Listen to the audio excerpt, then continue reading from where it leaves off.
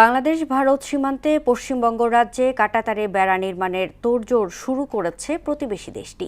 আন্তর্জাতিক আইন এবং দ্বিপাক্ষিক চুক্তি লঙ্ঘন করে শূন্য রেখার কাছাকাছি এই বেড়া নির্মাণের চেষ্টায় সীমান্ত এলাকায় দেখা দিয়েছে উদ্বেগ আর আতঙ্ক। সমস্যা সমাধানে বাংলাদেশকে এখনই শক্ত অবস্থানে নেয়ার তাগিদ দিয়েছে নিরাপত্তা বিশ্লেষকরা। সুমন খানের প্রতিবেদনে জানাচ্ছেন মিশেল বিনতে আনোয়ার। বাংলাদেশ ভারত সীমান্তে কাঁটাতারের বেড়া নির্মাণে বিএসএফকে জমি স্থানান্তরের প্রক্রিয়া শুরু করেছে পশ্চিমবঙ্গ সরকার। এরই ধারাবাহিকতায় লালমনিরহাট জেলার ওপারে ভারতের কোচবিহার সীমান্তে শুরু হয় মাপঝোঁক। অভিযোগ উঠেছে বিজিবিকে কোনো কিছু না জানিয়ে শূন্যরেখার কোথাও 50 গজের মধ্যে আবার কোথাও একদম শূন্যরেখা বরাবর কাঁটাতারের বেড়া নির্মাণের প্রস্তুতি নেয় বিএসএফ। এমনকি বাঁশের খুঁটি পুঁতে এলাকা চিহ্নিত করার কাজও শুরু করে বিএসএফ। তবে ভারতীয় বাহিনীর এই একতরফা চেষ্টা শুরুতে আটকে দিয়েছে বিজিবি। পাটগ্রামে কুচলিবাড়ি ইউনিয়নের কলসির মুখ এলাকায় বিজিবি তীব্র বাধায় পুঁতে রাখা খুঁটি সরিয়ে নিতে বাধ্য হয়। পরে অনুষ্ঠিত পতাকা বৈঠকে স্পষ্ট জানিয়ে দেয়া হয়, দ্বিপাক্ষিক চুক্তি অনুযায়ী শূন্যরেখার 150 গজের মধ্যে কোনো ধরনের স্থায়ী অবকাঠামো বা কাঁটাতারের বেড়া নির্মাণ করা যাবে না।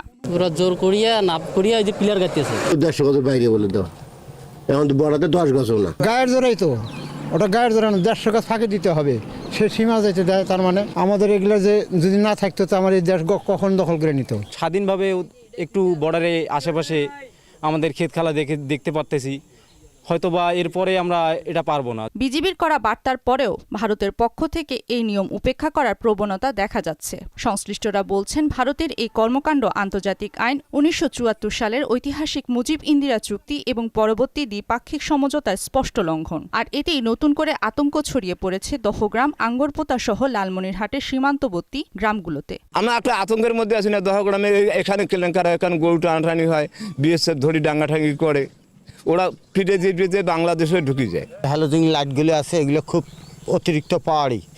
এই লাইটের কারণে আমাদের কৃষি কাজে ক্ষতি হয়। সীমান্তের এই উত্তেজনা নিয়ে বিজিবির কোনো আনুষ্ঠানিক বক্তব্য পাওয়া না গেলেও নিরাপত্তা বিশ্লেষকের মতে, সীমান্তে সার্বভৌমত্ব রক্ষা এবং সীমান্তবাসীর নিরাপত্তা নিশ্চিত করতে ঢাকাকে এখনই কূটনৈতিকভাবে শক্ত অবস্থান নিতে হবে। ভারতের সাথে আমাদের সম্পর্ক এখন 4টা পর্যায়।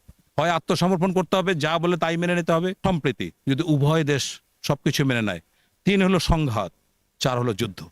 এছাড়া এই 4টা পর্ব ছাড়া বাংলাদেশ ভারতের সম্পর্ক স্বাভাবিক করার আমি কোনো অবস্থান দেখি না। যে কোনো বড় ধরনের সংঘাত এড়াতে সীমান্তে সৃষ্ট এই জটিলতার দ্রুত অবসান চান সীমান্তবাসী। মিশেল বিনতে আনোয়ার, মোহনা সংবাদ।